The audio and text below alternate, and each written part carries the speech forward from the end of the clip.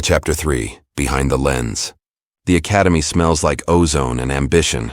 Every breath is charged with the whir of prototype drones, the click of 1,000 camera shutters, and the hushed whispers of students chasing the perfect shot.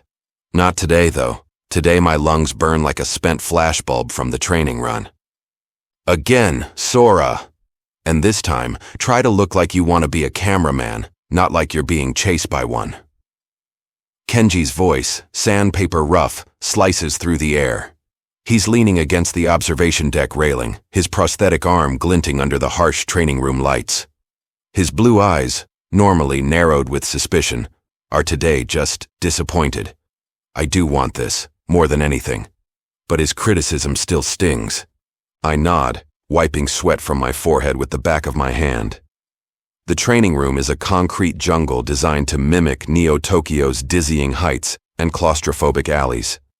Obstacles shift and reconfigure every session, testing our parkour skills and forcing us to adapt.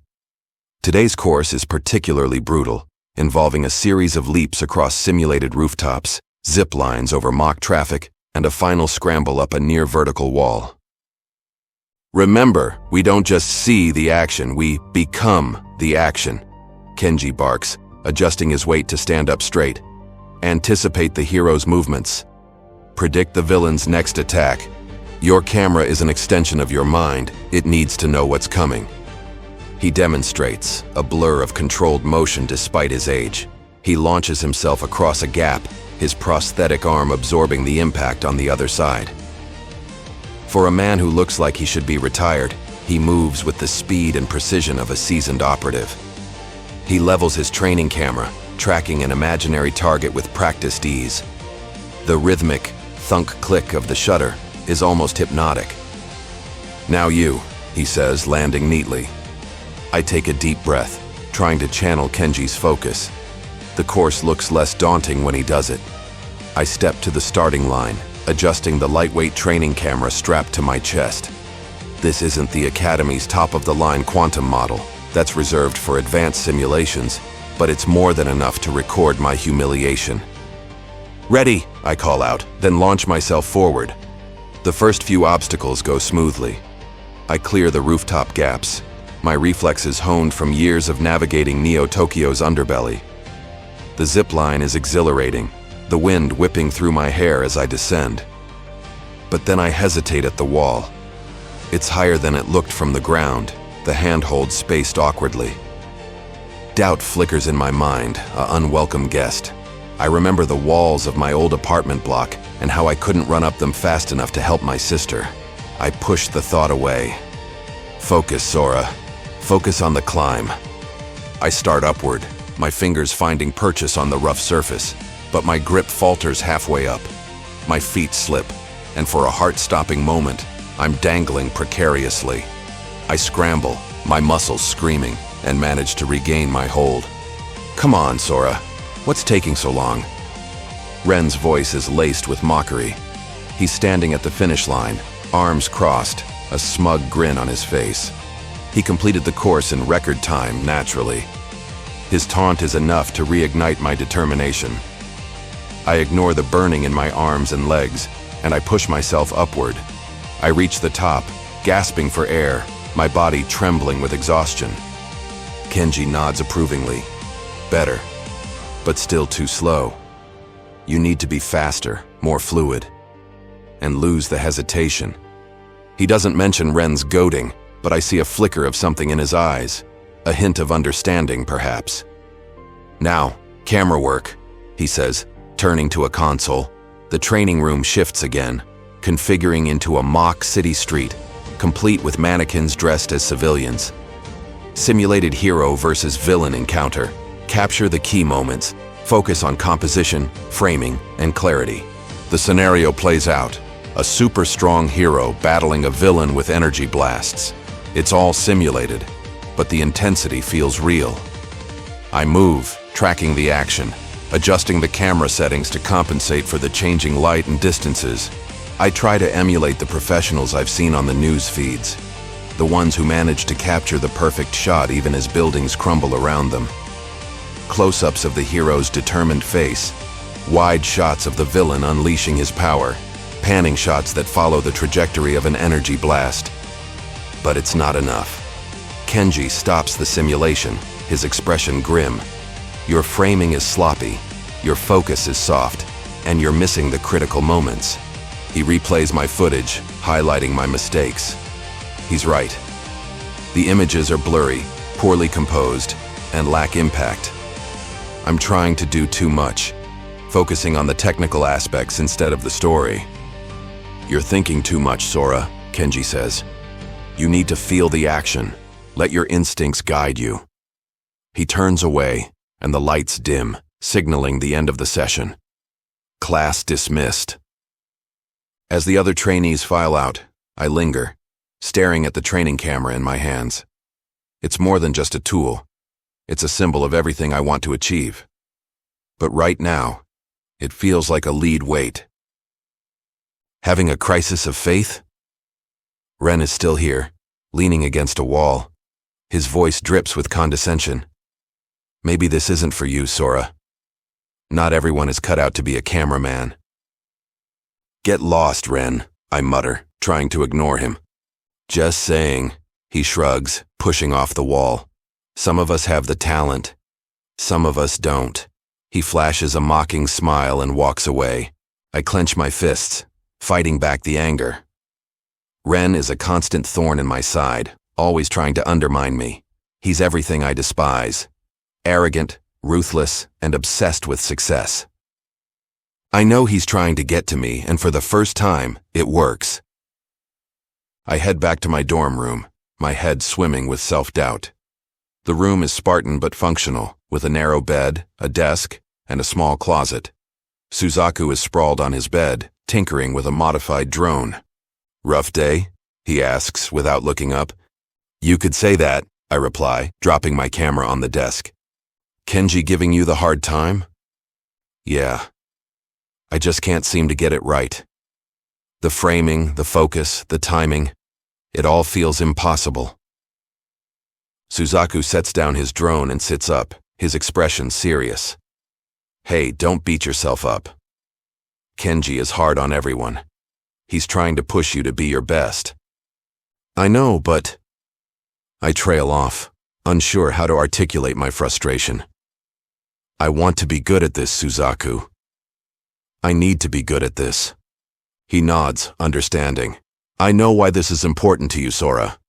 But you can't let it consume you. You're a natural. Just relax, trust your instincts, and let the camera do its job. His words are comforting, but they don't fully dispel my doubts. I still feel like I'm missing something, some fundamental understanding of what it means to be a cameraman. Speaking of cameras, Suzaku says, a mischievous glint in his eyes. Check out what I've been working on. He picks up his modified drone, a sleek, black model with advanced optics and stealth capabilities. I've been tweaking the image stabilization and adding a new zoom lens. This baby can capture crystal clear footage from a mile away. Impressive, I admit, admiring his handiwork. But what are you going to use it for? He grins. That's a secret. But trust me, it'll be worth it. I raise an eyebrow, intrigued. Suzaku is always up to something, and his projects are usually unorthodox.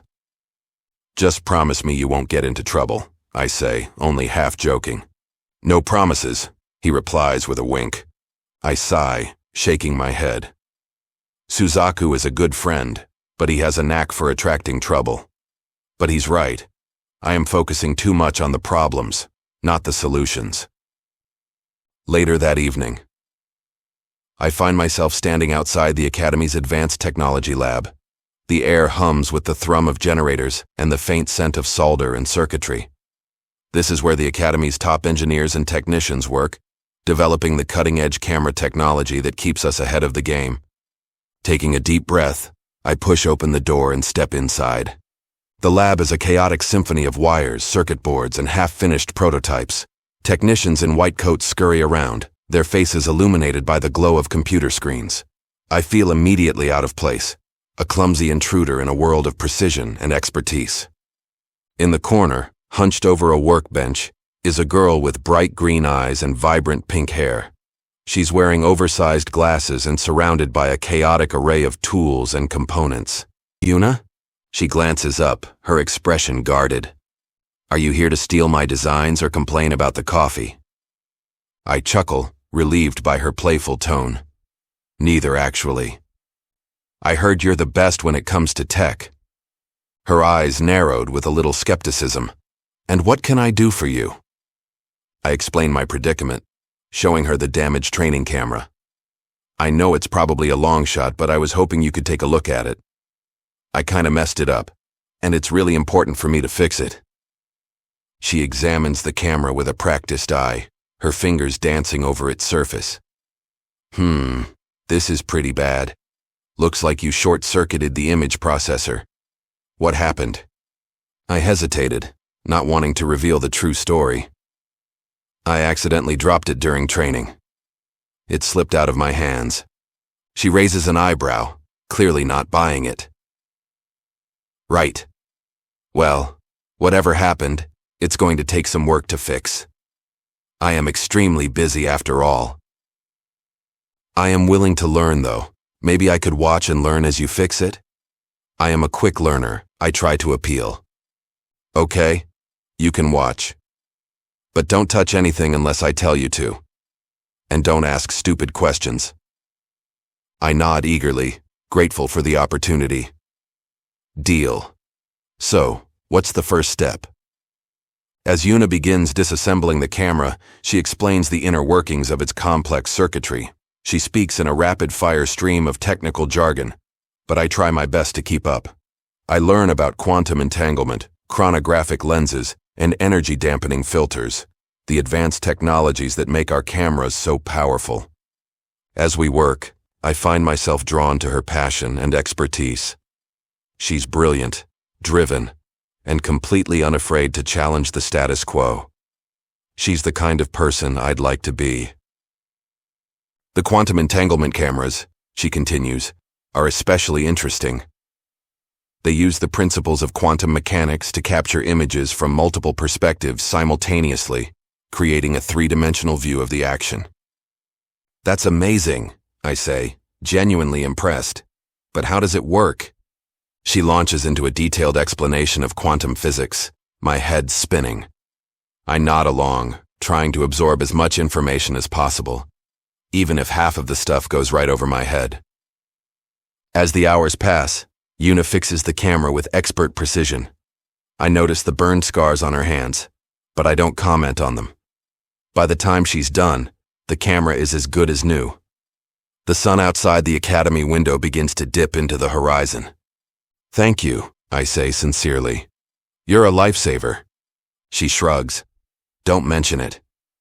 I just hate seeing good technology go to waste. She cleans off the workbench, sweeping circuit boards into a nearby bucket. So, how'd you get so good at all this? I ask, curious about her backstory. She shrugs, avoiding eye contact. I've always been interested in technology. I started tinkering with electronics when I was a kid, and I never stopped. I sense there's more to the story, but I don't push it. Everyone has their secrets. I also heard you are really talented at parkour and stealth, I add. I wouldn't say I am a master at any of those. I would say that I am competent at the things that need doing. Modest, I say with a smile. We fall into a comfortable silence, the only sound the hum of the lab equipment. I steal glances at her, noting the intensity in her eyes, the determination in her jawline. She's a force of nature, a brilliant mind trapped in a small frame. So, she says, breaking the silence, what do you plan to do with that camera now that it's fixed? I hesitate, unsure how to answer. I don't want to reveal my true motivations, my desire to document the truth and expose the lies. I want to become an elite cameraman, I say, settling on a safe answer. I want to capture the greatest battles in history and make a difference in the world. She raises an eyebrow, her expression skeptical. Is that what they teach you at the academy? To be a glorified spectator? Her words sting, echoing my own doubts. It's more than that. I protest. We're the eyes of the people. We document the truth, so they can see what's really happening. The truth, huh? She laughs mirthlessly. And what happens when the truth is inconvenient? What happens when it conflicts with the Academy's agenda? I bristle at her cynicism. The Academy is independent. We're not beholden to anyone. Really? So, you're free to film whatever you want, however you want? You can expose the corruption, the lies, the cover-ups? I hesitate, realizing the limitations of my own position. The Academy has rules, regulations, and a strict code of conduct.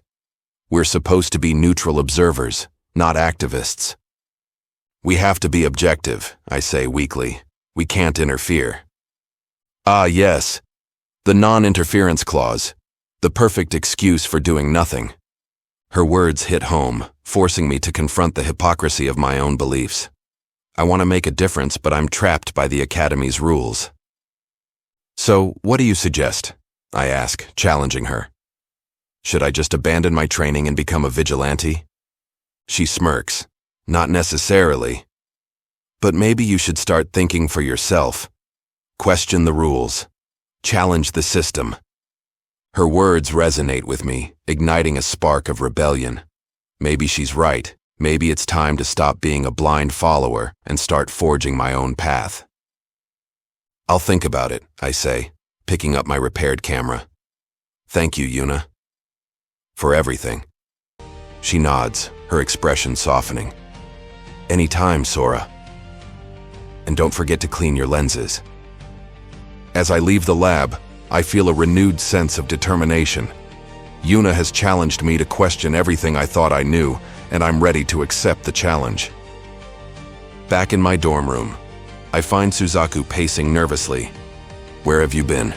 He asks, his voice laced with anxiety. I've been waiting for hours. I was fixing my camera, I reply, holding it up. What's going on? I have a lead, he says, his eyes gleaming with excitement. Remember how I said I was working on something? Well, I think I know what Ren has been up to. I raise an eyebrow, intrigued. What do you mean? I've been tracking his movements with my drone, Suzaku explains. And I think he's been going on unsanctioned missions. Tonight he's meeting someone outside the Academy. My heart pounds in my chest. Ren, going on secret missions? It doesn't surprise me. He's always been ambitious and reckless. What kind of mission? I ask. I don't know, Suzaku replies. But I have a feeling it's something big. Something dangerous. I hesitate, weighing my options. Should I report Ren to Kenji? Or should I follow him and see what he's up to? The Academy's rules are clear. We're not supposed to interfere. But if Ren is doing something dangerous, I can't ignore it. Let's go, I say, making up my mind. We need to find out what he's planning. I was hoping you'd say that, Suzaku grins. I already have everything prepared. He grabs his modified drone and a pair of night vision goggles. I grab my camera, feeling a surge of adrenaline. Whatever Ren is planning, I'm going to be there to document it. We sneak out of the Academy, cloaked in the shadows of Neo-Tokyo. The city is alive with neon lights and the hum of flying vehicles. We move quickly, following Suzaku's drone as it guides us towards Ren's location. As we approach our destination, I feel a growing sense of unease. Something feels wrong, dangerous. We turn a corner, and then I see it. Ren, standing in front of a nondescript building, talking to a shadowy figure. It's too dark to make out the figure's features, but I can sense the power radiating from him.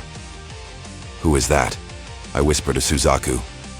I don't know, he replies, his voice trembling slightly. But I don't like the look of him. I raise my camera, preparing to document the scene. This is it, the moment of truth. Whatever Ren is planning, it's about to be revealed. Suddenly Ren turns, his eyes narrowing. I know you're there, Sora.